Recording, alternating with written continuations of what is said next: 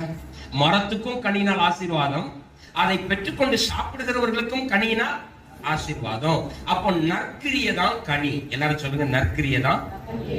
நிறைய நேரங்கள்ல நமக்கு என்ன சொல்லி தந்தாங்க? ஆவியின் கனி அன்பு, சந்தோஷம். உன்ட்ட அன்பு இருக்கா? உன்ட்ட சந்தோஷம் இருக்கா? உன்ட்ட சமாதானம் இருக்கா? உன்ட்ட கனியே கிடையாது அப்படின்னு நம்மள சொல்லிடுறாங்க. ஆனா கொஞ்சம் உள்ள இறங்கி உங்களுக்கு விளக்குறேன். நீங்க எதெல்லாம் நன்மை செய்றீங்களோ அது எல்லாமே கனிகள். அல்லேலூயா. இப்ப அப்பா அம்மா உங்களை பார்த்து ஒண்ணு சொல்றாங்க, வாலிபர்களை பார்த்து சொல்றேன், டேய் 1 கிலோ கத்திரிக்காய் வாங்கிட்டு வாடா. உடனே போனீங்கன்னா உங்ககிட்ட கனி இருக்குன்னு அர்த்தம். அப்படின்னீங்கன்னா பூ கூட இல்லைன்னு அர்த்தம். இன்னும் நீங்க வளரலன்னு அர்த்தம். அவ்வளவுதான். உங்க மனைவி ஏதோ உங்ககிட்ட ஒண்ணு விரும்புறாங்க, ஏங்க இந்த ஒரு காரியத்தை எனக்கு செஞ்சுட்டாங்க, சரிம்மா செஞ்சு தந்துடுறேன், செஞ்சு கொடுத்தா கனி இருக்குன்னு அர்த்தம். நீ என்னடி பெரிய இவளா, உங்க அப்பா உனக்கு என்னடி போட்டு விட்டான் அப்படின்னா நீங்க நினைச்சுக்கிறீங்க நான் ஜெயிச்சுட்டேன்னு நினைக்கிறீங்க. ஆனா ஆண்டவர் உங்களை எப்படி பாக்குறாரு சொல்லுங்க? எம்டி மரமா பாக்குறாரு. அவ்வளவுதான். சர்ச்சில் ஒரு காரியம் இருக்கு, ஒரு நற்கிரியை இருக்கு, செஞ்சா ஆண்டவர் அதை எப்படி கணக்கு பாக்குறாரு? கனியா பாக்குறாரு. இங்க ஒரு காஃபி சிந்தி கிடக்கு, நீங்களும் அதுல நல்லா ராவிட்டு காலை ராவிட்டு அப்படியே போய் துணியில ராவிட்டு போறீங்க. ஆண்டவர் பாக்குறாரு, நல்லா ராவுரடி, விவரமா யாருக்கும் தெரியாம ராவு அப்படின்னு சொல்லுவார். இல்ல அதை உடனே கொஞ்சம் தண்ணி எடுத்து கொண்டு போட்டு அதை ஒரு துணியை வச்சு அப்படி தொடச்சி யாருக்காலும் இது பற்றக்கூடாதுன்னு சொன்னீங்கன்னா ஆண்டவர் சொல்றாரு, நீ கனியோட இருக்கு. அப்போ நற்கிரியைகள் எல்லாமே கனிகள். எல்லாரும் சொல்லுங்க அல்லேலூயா. பாஸ்டர் உங்க வீட்டுக்கு விசிட்டிங் வராரு, ஒரு அரை டம்ளர் காப்பியை ஒரு கனி குடிச்சு தொலையும் அப்படின்னா அது ஒரு லெவல். அவர் அதை இட போடுறார். நம்ம செய்யற நற்கிரியை அவ்வளவும் கனிகளாய் கர்த்தரிடத்தில் எண்ணப்படுகிறது. ஓகே தானா? அப்ப இப்போ வாட் இஸ் ஃப்ரூட் அப்படிங்கிறத சொல்லி வந்துட்டேன். அப்ப இப்ப புரிஞ்சுக்கிடுங்க, நீங்க கனிகளால் நிறைஞ்சிருக்கிறீங்களா, இல்ல உங்ககிட்ட கனிகள் இல்ல, இனிமேதான் பூக்கணும், இனிமேதான் மொட்டு வைக்கணும். பாருங்க, சில மரம் கனியே கொடுக்காது. அக்ரிகல்ச்சர் ஆபீசர் நம்மகிட்ட இருக்காரு. சில மரம் எவ்வளவுதான் தண்ணி ஊத்தினாலும் கனி கொடுக்காது. அதுக்கு என்ன வைக்கணும்?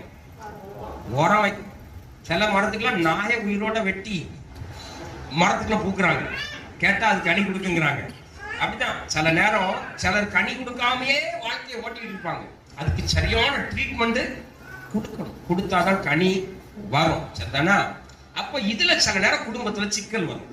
இப்போ நான் கனி கொடுக்காத மரமா இருந்தா என் மனைவிக்கு எப்படி இருக்கும்? கஷ்டமா இருக்கும். அப்ப அவங்க உரம் வைக்கணும். உரம் வைக்கிறது சிலருக்கு பிடிக்காது. அதனாலதான் இன்னைக்கு குடும்பங்களுக்கு நிறைய சிக்கல் வருது. நீ எப்படி எனக்கு உரம் வைக்கலாம்? அவன் சொல்ற, நீ நல்லா இருக்கும்னு சொன்னேன், நீங்க நல்லா இருந்தா எனக்கு சந்தோஷம். அதே மாதிரி மனைவி சரியில்லைன்னா புருஷன் என்ன வைக்க வேண்டியிருக்கு? உரம் வைக்க வேண்டியிருக்கு. அப்ப சில நேரம் குடும்பத்தில் என்ன வருது? நீ எப்படி என்னைய கனி கொடுக்க வைக்கலாம்? இதுதான் சிக்கல். சபையில சில நேரம் போதவருக்கும் பிள்ளைகளுக்கும் பிரச்சனை வந்துருது. எதுக்கு? நாங்க நீங்க கனி கொடுக்கணுங்கிறக்காக என்னத்தையும் அவனை செய்வோமா? உங்களுக்கு பிடிக்காது. என்ன விட்டுருங்க பாஸ்டர், என்ன என் போக்குல விட்டுருங்க அப்படின்னா கனியே கடைசி வரைக்கும் கொடுக்க முடியாது. ஓகே தானா? சார், இப்போ வாட் இஸ் ஃப்ரூட் அப்படிங்கிறத பார்த்துட்டோம். ஏன் நாம கனி கொடுக்கணும்? சரியா? நாம ஏன் கனி கொடுக்கணும்? லூக்கா 3:8-9 படி. எழுதுறவங்க எழுதிடுங்க. லூக்கா 3ஆம் அதிகாரம் 8ஆம் 9ஆம் வசனத்தை வாசிப்போம். லூக்கா 3:8. மனம் திரும்புதலுக்கு ஏற்ற கனிகளை கொடுங்கள், ஆபிரகாம் எங்களுக்கு தகப்பன் என்று உங்களுக்குள்ளே சொல்ல தொடங்காதிருங்கள்.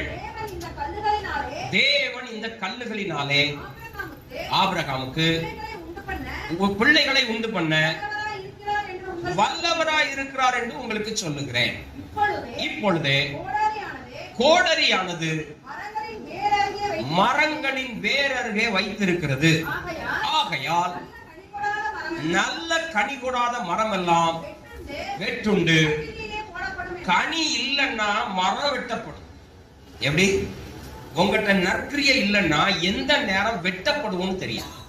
ஏன்னா ஆண்டவர் பார்த்துக்கிட்டே இருக்கிறாரு. நான் உருவாக்குனதே நீ கனி கொடுக்கணும், நற்கிரியை செய்யணும் தான் உன்னை உருவாக்குனேன். நீ நற்கிரியையே செய்யலைன்னா ஒரு நாள் என்ன பண்ணிடுவேன்? மரத்தை வெட்டுவேங்கிற. நல்லா புரிஞ்சுக்கிடுங்க. இது கொஞ்சம் வித்தியாசமான மெசேஜ். இன்னைக்கு உங்களை வெட்டுறதுக்காக சொல்லல, பட் நமக்குள்ள ஒரு ஞானம் வரணுங்கிறதுக்காக சொல்றேன். அப்போ கனி கொடாத மரம் எல்லாம் வெட்டுண்டு அக்னியில போடப்படும். நான் கனி கொடுக்கலன்னா பிரயோஜனமற்ற மரமா மாறுறேன். 2வது ஒரு வசனத்தை போடுங்க. மத்தேயு 7ஆம் அதிகாரம் 16 முதல் 20 வரை. மத்தேயு 7ஆம் அதிகாரம் 16 முதல் 20 வரைக்கும் வாசி. அவர்களுடைய கனிகளினாலே அவர்களை அறிவீர்கள். முட்செடிகளில் திராட்சை பழங்களையும் முட்பூண்டுகளில் அத்திப்பழங்களையும் பறிக்கிறார்களா? அப்படியே நல்ல மரம் எல்லாம் நல்ல கனிகளை கொடுக்கும், கெட்ட மரமோ கெட்ட கனிகளை கொடுக்கும். நல்ல மரம் கெட்ட கனிகளை கொடுக்க மாட்டாது, கெட்ட மரம் நல்ல கனிகளை கொடுக்க மாட்டாது. நல்ல கனிகொடா மரம் எல்லாம் வெட்டுண்டு அக்னியிலே போடப்படும். ஆதலால் அவர்களுடைய கனிகளினாலே அவர்களை டேனியலை அறியணும்னா டேனியல்கிட்ட இருக்கிற கனி போதும். நீங்க என்கிட்ட அவர் படிச்சிருக்காரா, டேனி என்ன படிச்சிருக்காருன்னு கேட்க வேண்டாம். டேனி என்ன செய்யறாருன்னு பார்த்தா போதும். சொல்லுங்க, டேனி என்ன கோட் போட்டிருக்காருன்னு பார்க்க வேண்டாம், டேனி என்ன கார் வச்சிருக்காருன்னு பார்க்க வேண்டாம். நீங்க என்ன குறிச்சு அறியணும்னா என் நற்கிரியை என்னன்னு பார்த்தா போதும். என்ன நற்கிரியை பண்றாரு இவரு. அப்போ அதுல கனி ஏன் கொடுக்கணும்னா ஒவ்வொருத்தரையும் அறியக்கூடியது அவனுடைய கனி தான். சரியா? இப்ப நம்ம சபையில ஒவ்வொருத்தருக்கும் நம்ம ஒவ்வொரு பேர் வச்சிருக்கோம். எனக்கு ஒரு பேர் வச்சிருக்கேன், எனக்கு தெரியும். பெரிய சொல்ல முடியும், பாசத்துக்கு தெரிஞ்ச எல்லாம் வந்திருக்க மாட்டேன். ஆனா எனக்கு ஒரு பேர் நீங்க எல்லாம் வச்சிருக்கீங்க. இங்க சிலருக்கு கஞ்சல் வச்சிருக்கீங்க. அந்த மனுஷன் கஞ்சல் சில எல்லாம் எல்லாம் காக்க வர மாட்டேன் அப்படின்னு சொல்லுவீங்க. சிலரை பார்த்தீங்கன்னு சொல்லுவீங்க, விளங்காதவங்களா, அவங்க பாதிக்க சரி கிடையாது அப்படின்னு. இப்படி பலரும் ஒவ்வொருத்தருக்கும் சில பேர்களை வச்சிருக்கீங்க. எதை வச்சு பேர் வைக்கிறீங்க சொல்லுங்க? ஒரு ஆளுக்கு எதை வச்சு பேர் வைக்கிறீங்க? கிரியைகள் தான், கிரியைகள் தான். சாப்பாட்டுக்கு ஒருத்தன் முந்திரான் அப்படின்னா அவனுக்கு என்ன பண்ணுவீங்க? சாப்பாடுறாமே. ஏன் அவன் சாப்பாடுறாமையா? நம்முடைய கிரியைகள் நமக்கு பெயர்களை உண்டாக்குகிறது. எங்க அண்ணன் ஒரு 15 வருஷமா எனக்கு தெரியும், எந்த கல்யாண வீட்டுக்கு போனாலும் கூட்டம் இருந்தா சாப்பிட மாட்டான். வர்ற வழியில ஹோட்டல் வாங்கிப்போம். எங்க குடும்பத்தான் கூட்டு போயிட்டு காலைல 10 பேர் 12 பேர் போகும். அத்தனை பேருக்கு ஹோட்டல் வாங்கிப்போம். 2500 ரூபாய்க்கு சாப்பாடு வாங்கிப்போம். அங்க மொய் 4000 ரூபாய் வச்சிருப்பான். நான் கேட்பேன், 4000 ரூபாய் மொய் எல்லாம் போடுவோம், நின்று சாப்பிட்டுக்கலாம். அது 6 வருஷம் 7 வருஷம் போகுண்டா, சாப்பாட்டுக்கு அப்படி நிற்க கூடாது. இன்னைக்கு எங்க அண்ணன் சர்ச்சை கேட்டு பாருங்க, வெளியில சொல்றாங்க, எங்க பாஸ்டர் சாப்பாட்டுக்கு ஒரு நாள் விட்டோம். எங்க பாஸ்டர் சாப்பாட்டுக்கு சண்டை போடும். கனி எப்படி வந்துருக்கு சொல்லுங்க? இப்ப நான் பாஸ்டர் உங்க வீட்டுல வந்து எனக்கு முதல் சிலையை கொடுங்க. இப்ப நான் சில கோவப்படுறேன். நீங்க என்ன நினைப்பீங்க? என் பாஸ்டர் போகாது வச்சிருக்கீங்க அப்படிதானே? என் பாஸ்டர் போகாது. இப்படி ஒரு பேர் நமக்கு எதுல உருவாகுதுன்னா நம்ம கனிகளால நம்ம அறியலாம். நான் ஆண்டவர்கிட்ட தான் கேட்கிறேன், ஆண்டவரே என்னை குறிச்சு தவறா அடைஞ்ச கனிகள் எல்லாம் மாற்றாங்க. என் பிரிவஸ் முன்னாடி நான் எதெல்லாம் தவறு செய்தனோ அதெல்லாம் எனக்கு மறக்கப்படணும். அப்ப ஆண்டவர் சொன்னாரு, ஒரு தப்பான கனியை நீ கொடுத்துட்டேன்னா 50 ரைட் கனி பண்ணு, அப்பதான் மறக்கும். அல்லது ஒயிட்லர் போட்டு அடிச்ச மாதிரி தான் இருக்கும். எங்க பாஸ்டர் நல்லவர் தான், ஆனா அது என்ன அர்த்தம்? ஒயிட்லர் போட்டிருக்குன்னு அர்த்தம். அப்படி நான் வாங்கியிருக்கேன், உங்கள்கிட்ட நிறைய கெட்ட பேர் வாங்கி. கர்த்தர் அதெல்லாம் மறக்க பண்ணாங்க. அதுமாதிரி நீங்க நிறைய கெட்ட பேர் வாங்கிருக்கீங்க, அதை கர்த்தர் மறக்க. அப்போ கனிகளினால் ஒருவரை நாம் என்ன செய்யலாம்? அறிந்து கொள்ளுகிறபடினால் நம்முடைய கணிதம் அவசியம். சொல்லுங்க, நம்முடைய கணிதம் அவசியம். அல்லேலூயா. இன்னைக்கு புரிஞ்சுடுங்க, கனி கொடுக்கலன்னா நேம் வராது, நற்கிரியை இல்லைன்னா பேர் வரவே வராது. சரி, அடுத்த வருஷம் போடுங்க. யோவான் 15:1-2. யோவான் 15:1-2. நான் மெய்யான திராட்சை செடி, என் பிதா திராட்சை தோட்டக்காரர். என்னில் கனி கொடாதிருக்கிற கொடி எதுவோ அதை அவர் அறுத்து போடுகிறார். கனி கொடுக்கிற கொடி எதுவோ அது அதிக கனிகளை கொடுக்கும்படி அதை புரியுதா? நம்ம ஏன் கனி கொடுக்கணும்? ஆண்டவர் நம்ம சுத்தப்படுத்தணும். நீங்க கொஞ்சம் கனி கொடுத்தீங்கன்னா கர்த்தர் உங்களை சுத்தப்படுத்தி நிறைய கனி கொடுப்பீங்க. Why fruit. சரியா? இன்னொரு வசனம் வாசிங்களேன். மத்தேயு 21:18. மத்தேயு 21:18. காலையிலே அவர் நகரத்துக்கு திரும்பி வருகையில் அவருக்கு பசி உண்டாயிற்று. அப்பொழுது வழி அருகே ஒரு அத்திமரத்தை கண்டு அதனிடத்திற்கு போய் அதிலே இலைகளை அன்றி வேறு ஒன்றையும் காணாமல் இனி ஒரு காலம் உன்னிடத்தில் கனி உண்டாகாதிருக்க கடவுது என்றார். சரி பாருங்க, அதுல அவருக்கு பசி உண்டாயிட்டுன்னு இருக்கா? ஒன்னாவது வருஷம் அப்படிதானே? அவருக்கு பசி உண்டாயிட்டு, அவருக்கு அண்டர்லைன் தட் வேர்ட், அவருக்கு ஒரு பசி உண்டு. நாம் ஆராதிக்கிற இயேசுக்கு என்ன உண்டு? அல்வா கேட்க மாட்டார், பிரியாணி கேட்க மாட்டார், கொத்து புரோட்டா கேட்க மாட்டார். அவருக்கு ஒரு பசி உண்டு. எனக்குள்ளேயும் உங்களுக்குள்ளேயும் கனி இருக்கணும். நானும் நீங்களும் நற்கிரியை செய்யறதுல யாருக்கு பசி இருக்கான்? ஆண்டவருக்கு பசி இருக்கு. எனக்காக நான் செய்யறது அல்ல, என் குடும்பத்துக்காக நான் நற்கிரியை செய்யறது அல்ல. யாருக்கு வேணும்? அவருக்கு ஒரு பசி இருக்கு. எல்லாரும் சொல்லுங்க, இயேசுக்கு ஒரு பசி இருக்கு. அதனால நான் என்ன செய்யணும்? நற்கிரியை செஞ்சுதான் ஆகணும். ஓகே தானா? இனிமே அப்படியே உங்களை இன்னொரு லைன் கொண்டு போறேன்.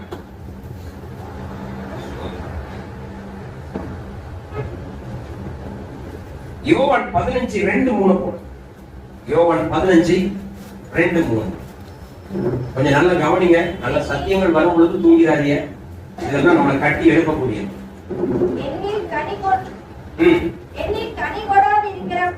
என்னில் கனி கொடாதிருக்கிற கொடி எதுவோ அதை அவர் அறுத்து போடுகிறார். கனி கொடுக்கிற கொடி எதுவோ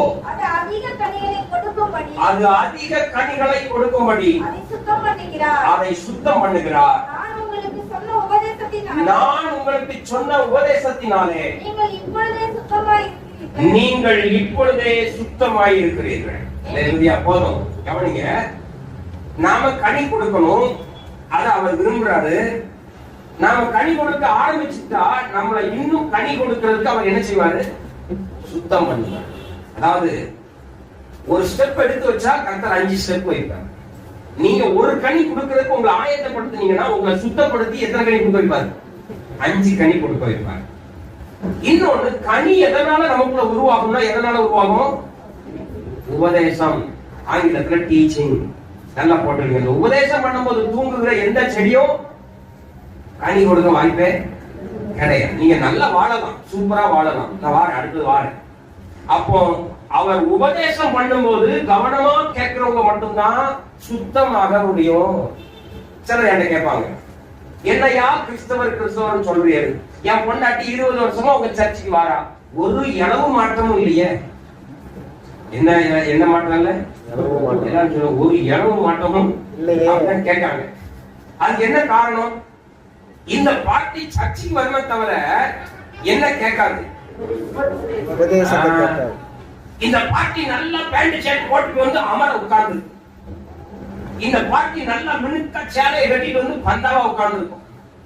பந்தாவா எழுதி வெளியே போகும். கேளுங்க, அடுத்த வாரம் போன வாரம் என்ன செய்தி கேட்டா மோட பக்கத்துல பிங்க் கலர் ஜாக்கெட் கட்டி அந்த அக்கா உட்காந்துருந்தாங்களா, பின்னாடி உட்காந்துருந்தா ஏன் அப்படியே மெரூன் கலர் சேலெல்லாம் போட்டிருந்தாலும் அந்த ஜாக்கெட் கூட இங்க தச்சுதா வயிற்றால போகும். இங்க வந்து உபதேசம் கேட்க வாடினா இங்க வந்து என்ன கேட்கறது? எந்த பைக்ல வந்திய? அவன் எந்த பைக்ல வந்தா உனக்கு என்ன? இல்ல உன் பைக்கை தர போறான் அவனுக்கு? எப்படி வந்திய? உங்க குழந்தையா யாரு அனுபவம் குழந்தையா? சபையில வந்துட்டு இது நடக்கும் நிறையா. நாங்க ஒரு கல்யாணத்துக்கு போயிருக்கோம். நீங்க சொந்தக்கார ஒருத்தர் ஒரு நல்லவர், ஆனா மோசம். ஒருத்தர் 4 பொம்பளை பிள்ளைங்க கூப்பிட்டாரு சாப்பிட்டு. அவர் வரிசையா பாருங்க, நாங்க ஆபத்து இவரு சும்மா இருப்பாங்களா? அவரை பத்தி கேட்கிறேன். ஏனே சுப்பியானே நல்லா இருக்கா? நல்லா இருக்கேன். ஏய் அவ்வளவு நம்ம பிள்ளைங்களா? அவர் அப்படி முறைக்கிறார். 2 அர்த்தம் இருக்கு. நம்ம பிள்ளைங்க நான் இவரை முறைக்க, அவரு இவரை முறைக்க, அதுவா இருந்தா வெட்டி பாருங்க. இப்படி வந்தமா சாப்பிட்டுமா போனோமான்னு இருக்கணும். அது யார் பிள்ளைகள்? இது யார் கொண்டாட்டி? சார்ந்தர்கள் இன்னும் அக்கறை ரொம்ப இருக்கும். இயேசு வந்தாரா, போனாரா, பாடினாரா, பிரசங்கம் பண்ணாரா கேட்டா அதெல்லாம் அவன் யாரு, இந்த ரோஸ் கலர் இன்னைக்கு வந்திருந்தாலும் அவன் யாரு வீட்டு போய் கேட்குறது. பொருங்க அடுத்த வாரம் விசாரிச்சு சொன்னேன் யாரு கொண்டாடி. உபதேசம் கேட்கறதுல தவிர மீது எல்லாம் பண்றது. இங்க வந்து அந்த குறை இருக்கு, இந்த குறை இருக்கு, அது சரியில்லை, இது சரியில்லை. ஆண்டவர் சொல்றாரு, உபதேசத்தினாலே நீங்கள் சுத்தமாவீர்கள். வீட்டுக்குள்ள உபதேசம் பண்ணணும். வீட்டுக்குள்ள உட்கார்ந்து ரெண்டு பேரும் என்ன பண்ணணும், ஒருத்தருக்கு ஒருத்தர் புத்திமதி சொல்லணும். அதுக்காக உபதேசம். வசனங்களை எடுத்து பேசணும். நீங்க இப்படி கோவப்படாதீங்க, வசனம் இப்படி சொல்லுது. நீ இப்படி பொங்காம கொள்ளாம இருக்காத, வசனம் இப்படி சொல்லுது. வீட சுத்தமா வை, வசனம் இப்படி சொல்லுது அப்படி சொல்லணும். புரியுதா? அப்போ எங்க உபதேசம் இருக்கோ அங்க கனி கொடுக்கிற அனுபவம் தானா வரும். ஆபிரகாம் வீட்டுக்கு உபதேசம் பண்ணிட்டே இருந்தாரு, சாராமா டீ குடிச்சிட்டே இருந்தார். ஆபிரகாம் உபதேசம் பண்ணிட்டே இருந்தாரு, ஈசாக்கு பலி செலுத்தும் போது படுத்து கிடந்தார். நம்ம உள்ள குளிக்க கூட வர மாட்டேங்குது. கூப்பிட்டா எனக்கு குளிக்கவா, எனக்கு கடைக்கு வா, உபதேசம் இல்லை. வீட்டுல முழுக்க சீரியல் ஓடுது, செல்போனை கையில கொடுத்து நல்லா உட்கார்ந்து விளையாட வச்சிருக்கோம். எதுக்கு எங்க கீழ்படியும்? உபதேசம் கேட்கறது இன்னைக்கு யாருக்குமே பொதுமை இல்லை. ஆனா கனி கொடுக்கணும். எல்லாரும் சொல்லுங்க, உபதேசம் கேட்க கூடாது, பிரசங்கம் கேட்க கூடாது. சர்ச்சில் பிரசங்கம் 15 நிமிஷம் தான் பண்ணணும். ஆனா நான் எப்படி இருக்கணும், பலாப்பழமா பழுத்து தொங்கணும். எப்படி வரும்? புருஷன் ஒரு உபதேசம் பண்ணா கொண்டாடி பிடிக்கிறதுல நீ சொல்லி நான் கேட்கணுமா, நானும் சம்பாதிக்கிறேன் நீனும் சம்பாதிக்கிறேன் ஈக்குவல். கொண்டாடி சொல்லி புருஷன் கேட்கணுமா, அவன் சொல்றேன் நீ யாரு நான் யாரு, நீ உபதேசம் பண்ணி நான் கேட்கவா? யாருக்குமே இப்போ உபதேசம் பிடிக்கிறது இல்லை. சர்ச்சில் பாருங்க, பிரசங்க நேரம் தான் எல்லாம் செல்போனை தூக்கிட்டு வெளியே போகுது. அப்படிதானா? எல்லாம் குறைஞ்சு போச்சு. பள்ளிக்கூடத்துல டீச்சர்ஸ் எங்களுக்கு பாடத்தோட சேர்த்து உபதேசம் பண்ணாங்க.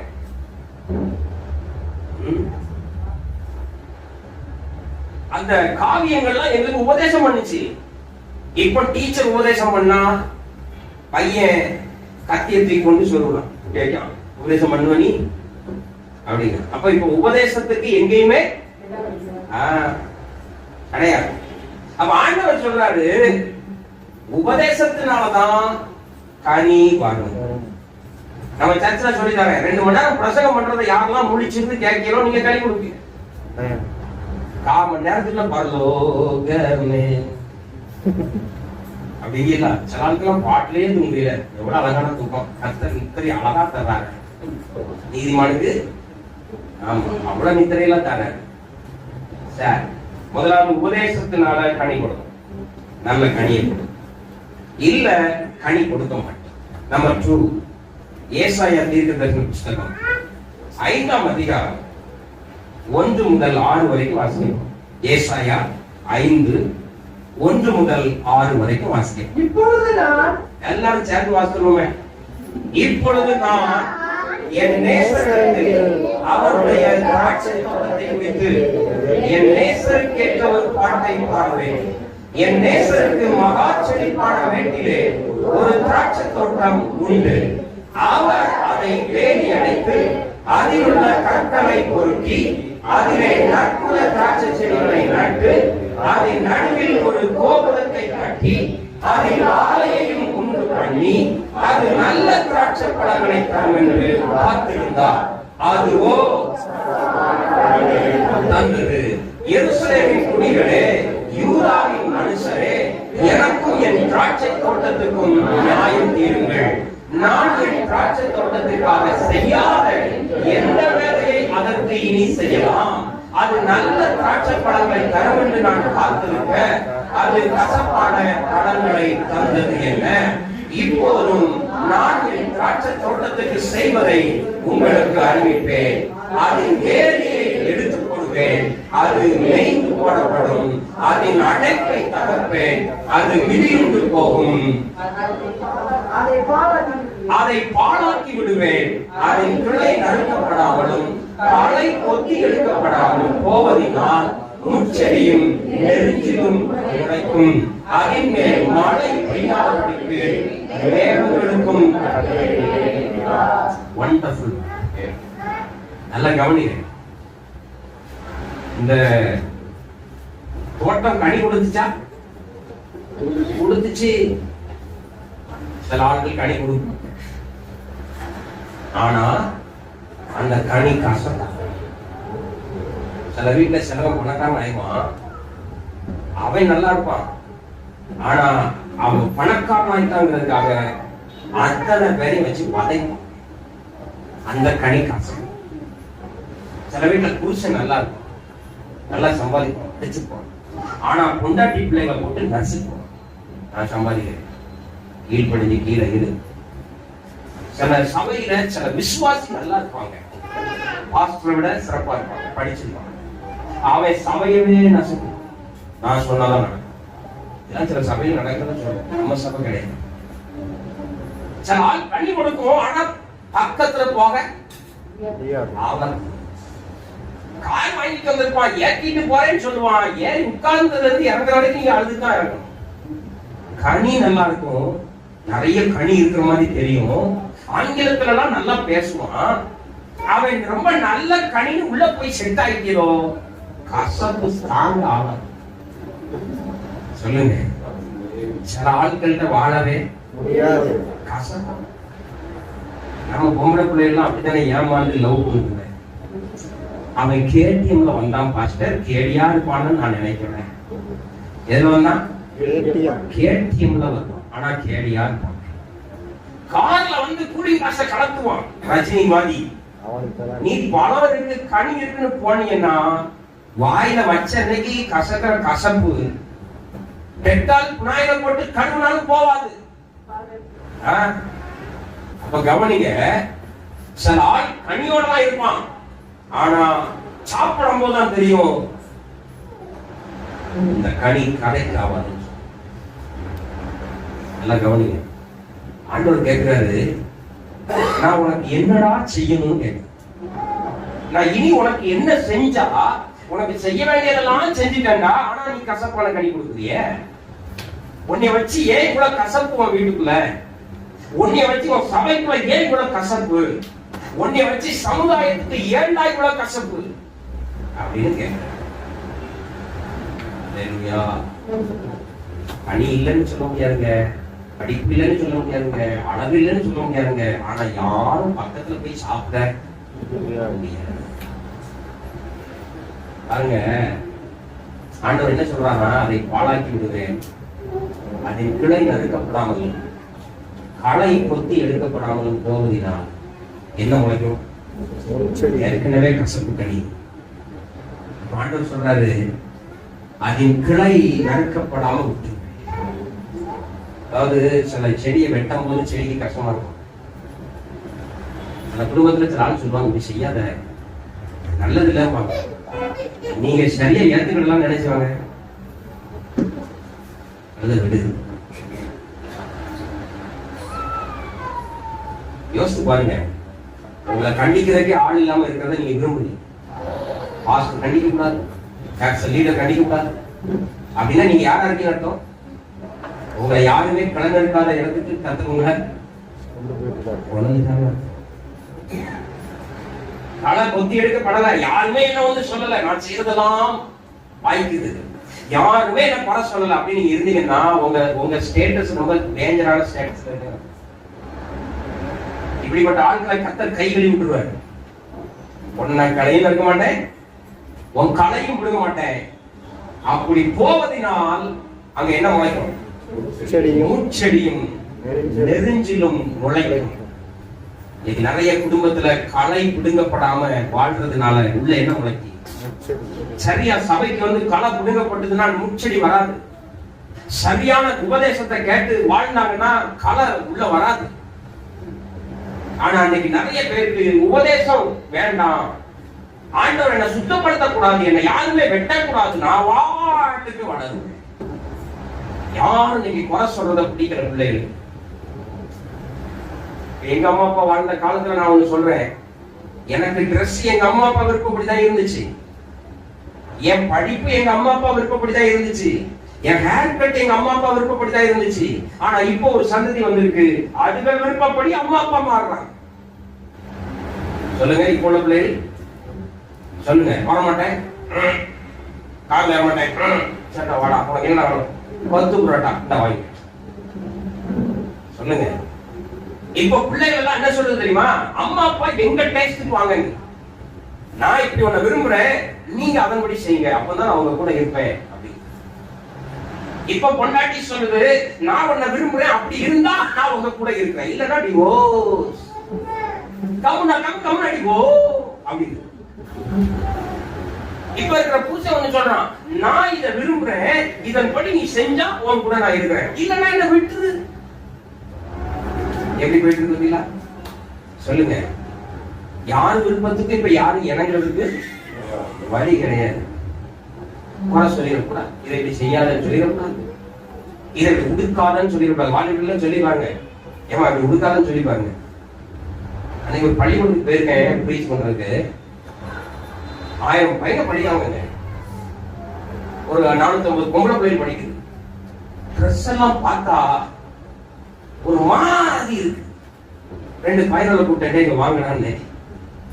இந்த பேண்டை எப்படிதான் தச்சு போனதுல ஒருத்தர் மேல 2 இழுத்து விட்டுருக்கா, இதுல நிற்கிறது. இந்த பேண்டை இங்கெல்லாம் நிற்கு. அவனை பார்த்தாலே ஒரு மாணவன் மாதிரி தெரியல, ஒரு மாதிரி முடி வளர்த்துக்கான், ஒரு மாதிரி நிற்கிறான். நான் கேட்டா என்ன அப்படிங்கிறான். சரி, அங்க உள்ள 2 பொம்பளை பிள்ளைகளை கூப்பிட்டு இங்க வா அப்படின்னா, அந்த டீச்சர் சொல்லுது, சார் நாங்க நல்ல யூனிஃபார்ம் தான் கொடுத்தோம் சார், இவ அதை ஆல்டர் பண்ணியிருக்கா சார். அத கேட்டா மாணவி மாதிரியே அது இல்ல. நான் கேட்டேன் டீச்சர்ஸ் எல்லாம், எப்படி இதுகளை நடத்துறீங்க? சார் ஒண்ணும் இல்ல சார், எக்கேடு கட்டு போட்டா எங்களுக்கு ஹார்ட் அட்டாக் வரும். நான் இப்ப சொன்னேன்னு வைங்களேன், அவன் வீட்டுல இருந்து பெரிய மகன் கொடுத்துவான், அவ கெட்ட வார்த்தையிலே திட்டான். அவன் வீட்டுல இருந்து தாய் மாமன் ஒருத்தன் கூட்டு வாரான், அவன் வரும்போதே நாய் மாதிரி தான் வாரான். நான் ஒண்ணுமே கண்டுக்கிறது, அவன் எக்கெடுக்கு போனா எங்களுக்கு என்ன? அப்போ இப்ப உள்ள ஜெனரேஷனுக்கு யாரும் எங்கிட்ட என்னன்னு சொல்ல சொல்லி பாருங்க, பிள்ளைங்க எவ்வளவு கோபம் வருது. எரேமியா 29ஆம் அதிகாரம் 17ஆம் வசனம். எரேமியா 29:17. எரேமியா 29:17.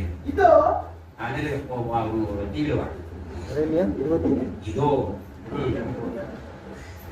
வந்துட்டா. எரேமியா 29:17. வாசிப்போமா? இதோ நான் பட்டயத்தையும் பஞ்சத்தையும் கொள்ளை நோயையும் அவர்களுக்குள் அனுப்புவேன் என்று கர்த்தர் சொல்லுகிறார். புசிக்கத்தகாத கெட்டுப்போன அத்திப்பழங்களுக்கு அவர்களை ஒப்பாக்குவேன் என்று சேனைகளின் கர்த்தர் சொல்லுகிறார். 3வது பழம் அழுகுன பழம். எல்லாரும் சொல்லுங்க, கசப்பான பழம்.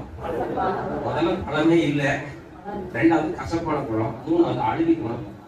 இது ஒரு கேரக்டர். நீங்க மார்க்கெட்டுக்கு போனீங்கன்னா, நம்ம பழ மார்க்கெட் போங்க, சில நேரம் அந்த ஆப்போசிட் சைட்ல நிறைய ஆரஞ்சு பழங்களை கொட்டியிருக்கோம். நான் கூட முதல்ல அதை பார்க்கும்போது, என்னடா இங்க கொண்டு கொட்டியிருக்கான், நம்ம தூக்கிட்டு போலாமான்னு நினைச்சேன். பிறகுதான் சொன்னாங்க, சார் இது அவ்வளோ என்ன பழம்? அழுகுன. இந்த அழுகுன பழத்துக்கு ஒரு கேரக்டர். ஒரு ஆரஞ்சு பழத்துல ஒரு பகுதி அழுகிட்டுனா வெட்டி போட்டு மீதியை சாப்பிட முடியாது. அந்த அழுகல் எங்க இருக்கும்? வெங்காயம் வியாபாரி இருக்கிறதுனால தெரியும் எனக்கு. வெங்காயம் அப்படிதானையா? பழ வியாபாரி யாராவது இருக்குதா? வரட்டும், வருகிற காலத்துல பழ வியாபாரிகள் நம்ம கடை வரட்டும், சரி சபைக்கு வரட்டும், பழம் வச்சிருக்கிற ஆளுங்கெல்லாம் வரட்டும், அப்பதான் இது புரியும். அதாவது இது பழம், நல்ல பழம். எல்லாரும் சொல்லுங்க, இது நல்ல பழம். ஆனா ஏற்ற காலத்துல புசிக்கப்படாததுனால அழியும். இவங்க யாரு? ரொம்ப நல்லவங்க. எல்லாரும் சொல்லுங்க, ரொம்ப நல்லவங்க. சில ஆளுங்கெல்லாம் தனக்கு தானே நல்லவனாவே இருக்கும். நான் ரொம்ப நல்லவன், அத்த நல்லவன், சொத்தம் அலேவியா அந்த கேட்பாங்க. நீ உனக்கு நீயே நல்லவனா இருக்கிறா, என்ன பிரயோஜனம்? நான் பாருங்க நல்ல பழம், நான் ரொம்ப நல்லவன், நான் யாருக்கு தீனே விடலை. சில சோமம் வந்தாங்க போய் கேட்பாங்க, சோமனே சிஸ்டர் ஆக்சுவலா நான் யாருக்குமே தீங்கு இல்லை, நீ நல்ல பழம் ஆனா அழுகிட்டியே. நீ நல்ல பழம் தான், ஆனா இப்ப சாப்பிட முடியலையே. சொல்லுங்க, கொஞ்சம் மண்ணை கொடுத்தா கூட திங்குவேன், அழுவ திங்க முடியுமா? சொல்லுங்க. வாய் நாரி, வயிறு நாரி, உடல் நாரி, எல்லாம் நாரி. இந்த அழுகின பழத்துக்கு இருக்கிற இன்னொரு டேஸ்ட் சொல்றேன், பக்கத்துல இருக்கிறது அழகா. நீங்க அழுகின பழத்து பக்கத்துல இருந்தீங்கன்னா நீங்க ஆட்டோமேட்டிக்கா அழுகிறீங்க. அழுகின பழத்துக்கு ஒரு ரகசியம், அது அழகா பக்கத்துல இருக்கிற பழத்தை அழுக வைக்கும். ஆனா பழமா பழம். சிலர் கேட்பாங்க, பாஸ்டர் அந்த ஆள் பிலிவர் தானா? ஆமா பிலிவர் தான். நல்லவர் தானா? நல்லவர் தான். அசம்பாவம் கொடுப்பாரா? கொடுப்பார் தான். ஊழியா செய்வார் தான். ஆனா பக்கத்துல போனீங்கன்னா நீ செத்த. இப்ப புரியுதா? சில ஆளுகிட்ட நீங்க நினைச்சிட்டு இருக்கீங்க ரொம்ப நல்ல பணம். ஆண்டவர் சொல்றார், உள்ள இருந்து நாத்தமும் குழுவும் வருது தெரியலையா? உள்ள இருந்து என்ன வருது? நாத்தம் வரும். ஏற்ற காலத்துல சரியா பயன்படாத பழமும் யூஸ்லெஸ்ஸா மாறும். அது வேற வெளியே கொட்டப்படுவதற்கும் அந்த ஏரியாவே நாற்றம் அடைவதற்கும் ஏதுவாய் மாறும். இப்போ உங்களை பார்த்து கேட்கிறேன், கனி இல்லாத மரமா இருக்கீங்களா, இல்ல கசப்பான கனியோட இருக்கீங்களா, இல்ல அழுகி போன கனியோட வாழ்க்கிறீங்களா? Choose the correct answer. புரியுதா? ஆண்டவர் சொல்றாரு, புசிக்கத்தகாத கெட்டு போன அத்தி பழங்களுக்கு அவர்களை. அதனாலதான் நிறைய குடும்பங்கள் நல்லா இருக்கும், வெளியே பார்க்க ஆசீர்வாதமா இருக்கும். ஆனா அந்த குடும்பத்தை வச்சு எவருக்கும் ஒரு காசும் பிரயோஜனம். 5 கோடி வீடு கிடையாது, ஆனா ஒரு ஆட்ட மலைக்கு அண்ட விட சொல்லுங்க. ஒரு ஆட்டுக்கு பிரயோஜனமா இருக்க மாட்டான், ஆனா 5 கோடி வீடு இருக்கும். அழுகின பழம். சரி, இன்னொன்னு சொல்லி முடிச்சு என் கூட வாசிங்க. யாக்கோபு 3ஆம் அதிகாரம். யாக்கோபு 3ஆம் அதிகாரம் 12 முதல் 17 வரை வாசிங்க. 12 முதல் 17 வரைக்கும். யாக்கோபு 3:12 முதல். என் சகோதரரே, சரி வாசிப்போம். என் சகோதரரே, அத்திமரம் ஒலிவ பழங்களையும் திராட்சை செடி அத்தி பழங்களையும் கொடுக்குமா? அப்படியே ஓர்ப்பான நீரூற்று தித்திப்பான ஜலத்தை கொடுக்க மாட்டாது. உங்களில் ஞானியும் விவேகியுமாய் இருக்கிறவன் எவனோ அவன் ஞானத்திற்குரிய ஸ்தானத்தோடு தன் கிரியைகளை நல்ல நடக்கையினாலே காண்பிக்க கடவன். உங்கள் இருதயத்திலே கசப்பான வைராக்கியத்தையும் விரோதத்தையும் வைத்தீர்களானால் நீங்கள் பெருமை பாராட்டாதீர்கள், சத்தியத்திற்கு விரோதமாய் பொய் சொல்லாமலும் இருங்கள்.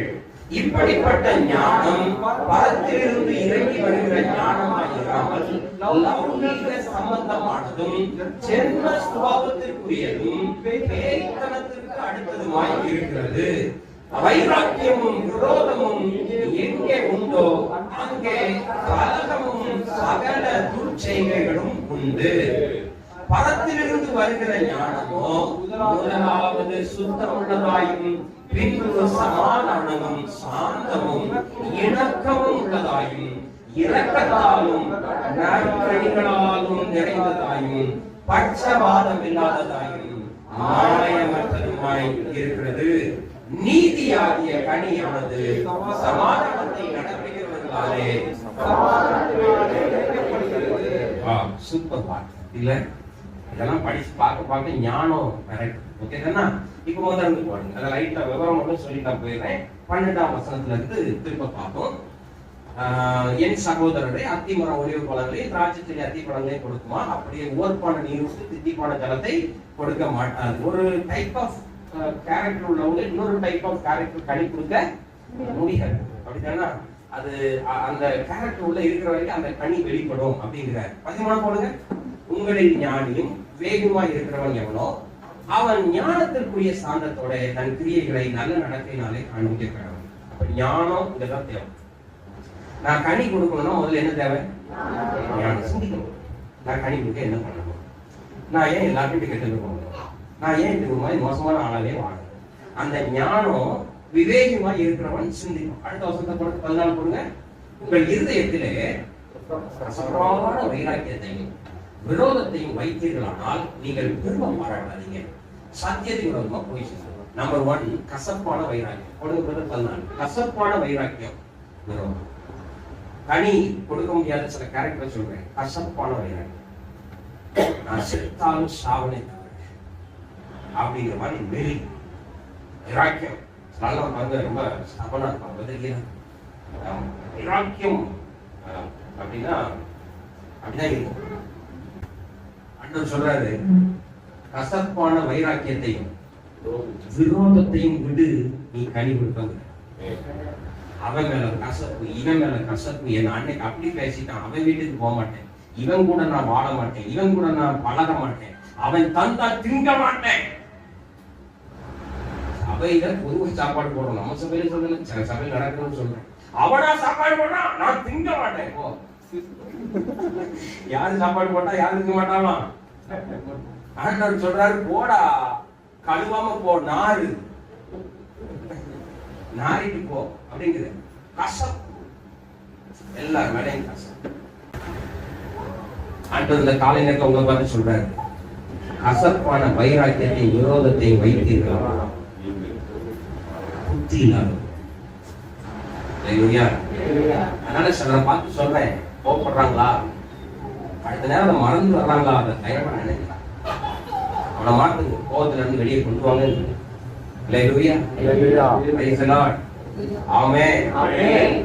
துணிஞ்சு போய் நிற்கிறது தைரியம் வேணும்.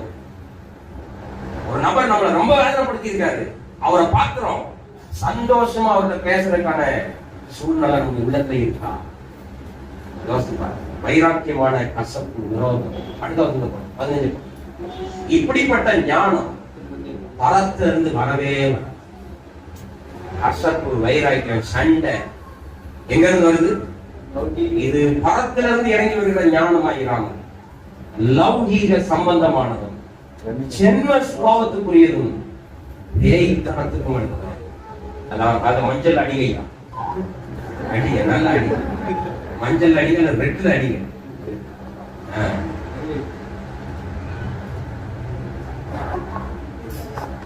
கலர் கிடைக்கலையோ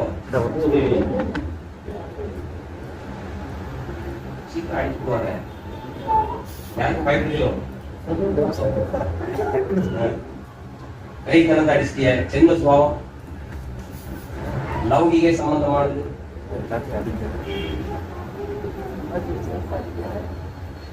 சரி, எதுவும் அடிங்க, அவருக்கே கஷ்டமா இருக்கு. இதெல்லாம் போட்டு எதுக்கு அடிப்பான அப்படிங்கிற எழுதி வச்சுக்கிடுங்க. இது பரத்துல இருந்து வருகிற ஞானம் கிடையாது. லௌகிகம்னா என்னது?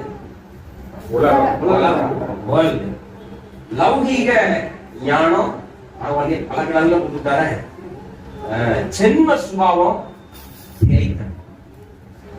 அதனால நீங்க நிறைய பேர் மாறப்படும், சரியா? நீங்க நிறைய பேருக்கு ஒரு மாற்றம் வரும். ஆமென். ஹல்லேலூயா. 14 போடுங்க. முழுக்க வெட்டு. வைராக்கியம், விரோதம் எங்கே உண்டோ அங்க என்ன உண்டு? கலகமும் சகல துர்ச்செயலும். கலகத்தின் ஆவி நம்ம விட்டு வெளியே போடும், வைராக்கியத்தின் ஆவி நம்ம விட்டு வெளியே போடும். ஆண்டு உதவி செய்வாரா? 17 போடும். பரத்திலிருந்து வருகிற ஞானம். பரத்திலிருந்து ஒரு ஞானம் நமக்கு வருதுன்னா முதலாவது என்ன இருக்கணும்? சுத்தமா, கிறிஸ்டல் கிளியர் வாட்டர் அப்படின்னு சொல்லுவாங்க. பரத்துல இருந்து ஒரு ஞானம் வந்து அது ஒரு சுத்தம். ரெண்டாவது என்ன இருக்கும்? சமாதானம் இருக்கும். மூணாவது சாந்தம் இருக்கும். நாலாவது இணக்கம் உள்ளதா இருக்கும். இணக்கம் உள்ளதா என்னது? இல்ல, இணக்கம் உள்ளதா என்னது? இசைந்து போறது. Submissive, spirit of submissive. இப்படி அடைவது இல்ல, அதுதான் நீங்க சொல்ற தப்பு. இன்னைக்கு சொல்ற இது இப்படித்தான் நாங்க இணைவோம். we are equal. no, இதான் இறக்கம். நீ இங்க இருக்கல, நான் இங்க இருக்க விரும்புறேன். பரத்துல இருந்து இது வரலன்னா வரவே வராதுங்க. அதனாலதான் ஒரு பிள்ளை நல்லா பைபிள் படிச்சு ஆவியில நிரம்பி அந்நிய பாஷையில பேசி நல்லா பிரசங்கம் கேட்டு குடும்ப சூழ்நிலையில நல்லா கீழ்ப்படிஞ்சு வளர்ந்தாதான் சப்மிசிவ் வரும். அதுல வளர்ந்த ஆண்களுக்கு தான் சப்மிசிவ் வரும். புரியுதா? இது ரெண்டுக்கும் வேணும். எவனிய இணக்கம் உள்ளதாயும் இரக்கத்தாலும் நற்கனிகளாலும் நிறைந்ததாயும் பட்சபாதம் இல்லாததாயும் மாயமற்றதுமாய் இருக்கிறது. எத்தனை வரி! இதான் பரத்திலிருந்து வருகிற ஞானம். நம்ம பரத்தை நோக்கி நிற்போமானால் இதெல்லாம் நமக்குள்ள ஆண்டவர் கொஞ்சம் கொஞ்சமா நமக்கு கனிகளா உண்டாங்க. 18 வருஷமோ 17 வரைக்கும். இதுதான் கன்க்ளூஷன். ஆண்டவர் நம்ம எப்படி கனி உள்ளவர்களா மாற்ற விரும்புகிறாங்க அப்படிங்கறத இதுல நம்ம பார்க்கணும். இன்னைக்கு பார்த்தத ஒரு சின்ன கிளான்ஸ் பார்த்துருவோம். What is fruit? சொல்லுங்க, எது கனி? நல்லது செய்யறது கூட கனி. ஓகே, ஏன் கனி கொடுக்கணும்? கொடுக்கலன்னா அக்னியில போட்டுக்காது. அவருடைய ஆசை அப்படிதானா? அவர் நம்மகிட்ட விரும்புறாரு, நல்ல கனி உங்ககிட்ட இருந்து அவர் சாப்பிட விரும்புறாரு, வர்றாரு. இல்லைன்னா அதை அத்திமரத்தை சபிக்கிறார். நீங்க ஓட்ட ஒரு நாளும் நினைக்க வேண்டாம், கனியே இருக்க வேண்டாம் அப்படின்னு சொல்லி சொல்றாரு. அடுத்தது யோவான் 15 இருந்து எப்படி பார்த்தோம்? உபதேசத்தினாலதான் கனி உண்டாகும். உபதேசம் இல்லாத இடத்துல கனி வர வாய்ப்பே இல்லைன்னு பார்த்தோம். ஐசாயா 5:1 முதல் 6 வரை கசப்பான கனியை பார்த்தோம். எரேமியா 29:17 அழுகுன கனியை பார்த்தோம். அடுத்தது கன்க்ளூஷன்ல என்ன பார்த்தோம்? யாக்கோபு 3:12-17 லௌகிக ஞானத்தை விட்டுட்டு, உலக பிரகாரமான காரியங்களை விட்டுட்டு பரத்துல இருந்து இறங்கி வருகிற அந்த அனுபவம் நம்மை கனி உள்ளவர்களா. இப்ப எத்தனை பேருக்கு ஆசை நான் கனி கொடுக்கணும்? எல்லாருக்கும் விருப்பம் வந்துட்டா நீங்க அத்தனை பேரும் கனி உள்ளவர்களாய் மாற கத்துறது.